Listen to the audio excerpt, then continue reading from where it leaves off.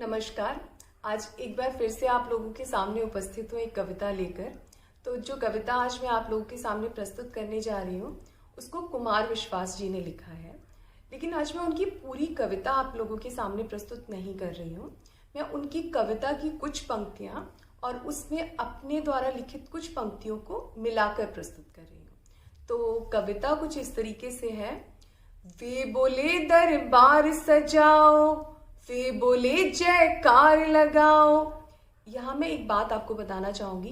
वे से यहाँ तात्पर्य है उन लोगों से जो अपनी सत्ता या अपने प्रभुत्व के चलते किसी भी नई या प्रगतिशील सोच को, आवाज को सामने आने से रोकते हैं या दबाते हैं, या वो चाहते हैं कि लोग वो ही करें जो वो उनको सिखाते या बताते हैं। तो कविता फिर से एक बार शुरू करती हूँ। वे बोले दरबार सजाओ, वे बोले जयकार लगाओ, वे बोले हम जितना बोले तुम केवल उतना दोहराओ। वाणी पर इतना अंकुश कैसे सहते, वाणी पर इतना अंकुश कैसे सहते। हम कबीर के वंशज चुप कैसे रहते, हम दिनकर के वंशज चुप कैसे रहते। इससे आगे की जो पंक्तियां हैं वो इसमें मैंने जोड़ी है। तो वो कुछ इस तरीके से है।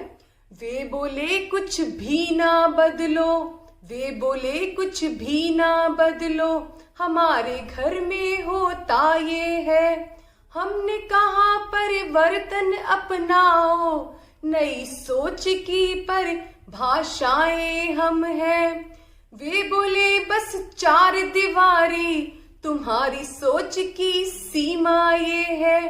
वे बोले बस चार दीवारी, तुम्हारी सोच की सीमा ये है। हमने कहा पंखों को फैलाओ, कितनी पंछियों की आशाएं हम हैं। इतनी हिदायतों में खुलकर सांस कहाँ लेते, इतनी हिदायतों में खुलकर सांस कहाँ लेते। हम दिनकर के वंशज चुप कैसे रहते, हम कबीर के वंशज चुप कैसे रहते।